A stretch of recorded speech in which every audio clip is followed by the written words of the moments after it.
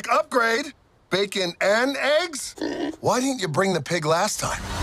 Alright guys, so I just came out of the theater to see Moana 2. This is the sequel to the 2016 animated film from Disney Animation Studios. Now, full disclosure, let me start by saying a couple things.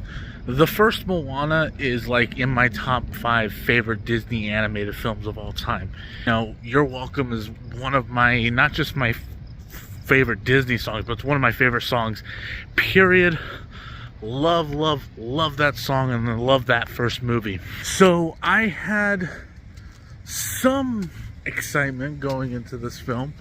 Some anticipation was pretty high. This movie was originally set to be a Disney Plus television show. And if you guys don't remember, back in 2020, Disney did that big Investor Day live stream where they went through all of their projects that were going to be released on the Disney Plus and theaters and whatever. And Moana was set to be an animated series. They took that animated series and decided to turn it into Disney's next feature film. Now, all of that down and out of the way, what did I think of Moana 2? I think this is a good movie. It's not great. Let me kind of start with some of the positives real quick. The animation, it's gorgeous. Like, the movie's visually gorgeous to look at, and you can tell like there's definitely been an improvement in the technology since the release of that first film.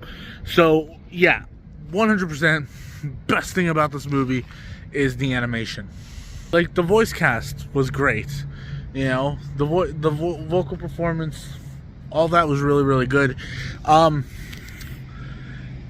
But I think for me, the movie was lacking. There were certain aspects from the first film that I feel like the sequel is missing. The biggest one for me is actually the music. Not bringing Lin-Manuel Miranda back to do the sequel really actually did this movie a disservice. Not that the songs in this movie are bad. There's not. I can think of only maybe 2 songs from this soundtrack that I am probably going to listen to after the movie. You know, there's one in particular that's really fun, but other than that, there's no You're Welcome here. There's no How Far I'll Go. There's no Shiny. There's like none of that is in this film. And I guess the biggest thing I feel like it's missing is that music by Lin-Manuel Miranda. I said that the movie was originally supposed to be a Disney Plus series, and I'm not gonna lie, it kind of feels like it.